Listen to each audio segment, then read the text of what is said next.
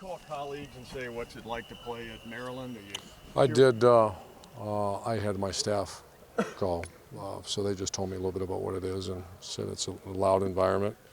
I anticipate, I think this is the first Big Ten home game, and so it's going to be a great environment. We're going to remember last year. Turf. Sorry, at the start of the season, you were talking about how Dontre didn't have the hands to play receiver. How far? I say the hands. What? I said hands. It seemed like you didn't really trust him in the passing No, game. it was you can't just have a guy that can't block. He's so little.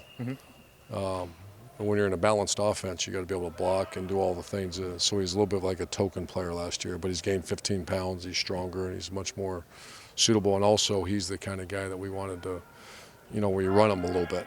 And when you're real little, it's hard to run. So without getting beat up. So he's done a nice job getting big. We still want him to gain another 10 pounds. Did you envision him being a guy who could, lead a team in receptions like you did on Saturday? Oh yeah. He's got pretty good hands. He's been a little bit of a body catcher, but he's really worked hard on it. And I like I like where he's headed.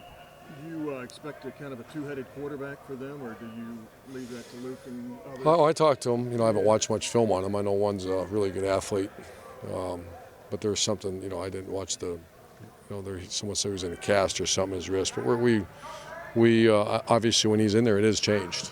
It's a much different offense than when the other guy's in there. So the quarterback run's a big part of it. So I don't think they're going to announce it until game day.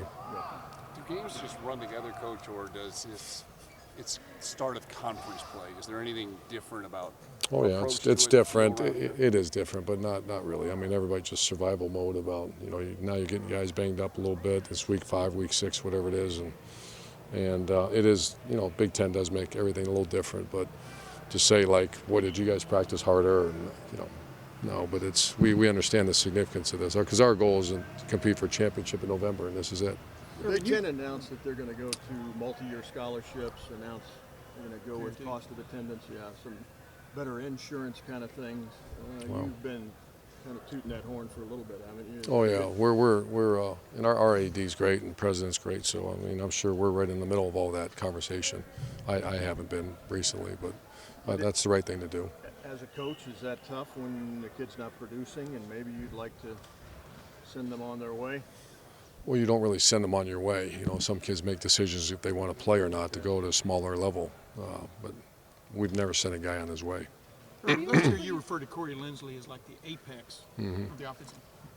Does Jacoby Borden have that potential? Do you see that in this group? I mean, just him specifically. He's kind of had to battle for that spot and stuff. Well, that's what he is. He's a battler. He's an undersized guy. That his survival rate is because of a Boren. He's a Boren, and they're all like that. The ones I've been able to coach, and I wasn't with the older brother, but Zach's the same way. I mean, he's a grinder, he's a worker, and their survival rate at this level is because they're tough and they do things right. And he just was a center on an offense that had 700 some yards, so he's doing a good job.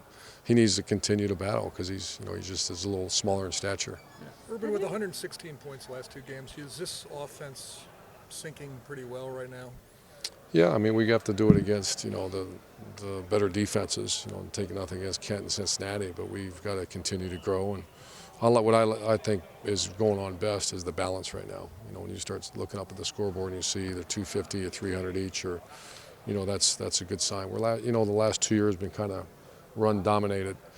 And to win those big games, you can't be just 220 run and 68 pass. You're going to lose that game.